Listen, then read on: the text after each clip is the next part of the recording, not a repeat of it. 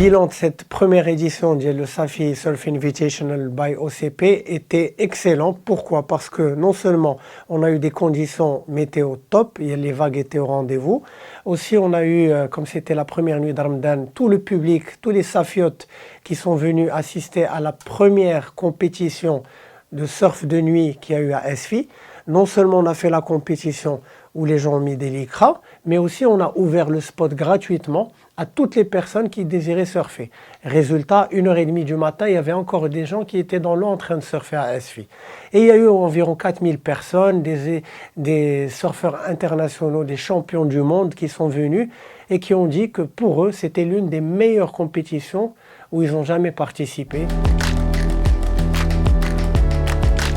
Le surf de nuit dans le monde, il y a des compétitions de surf de nuit, des air shows où il y a des figures. Mais Esfi est une vague très connue pour le tube, le barrel, c'est une vague incroyable.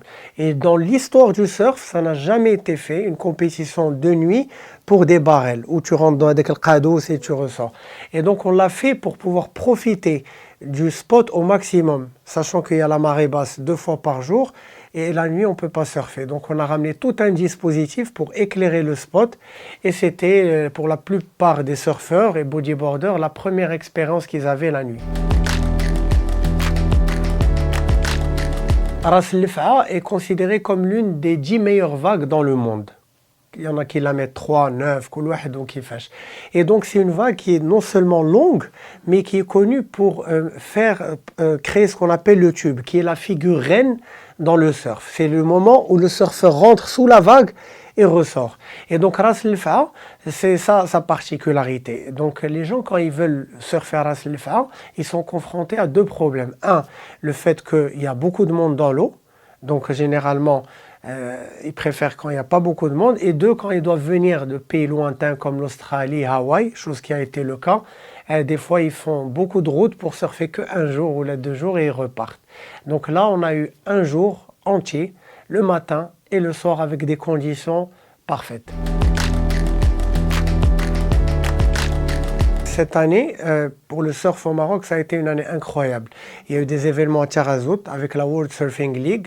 Il y a eu la Fédération royale marocaine de surf et bodyboard qui a organisé une compétition africaine, un championnat à Tarazout. Et il y a eu le Safi Surf Invitational. Tarazout est déjà ancré en termes de compétition et a déjà accueilli plusieurs compétitions. Esfi, depuis 2006, il n'y a pas eu d'événement. Et c'est la première compétition internationale où les gens peuvent venir.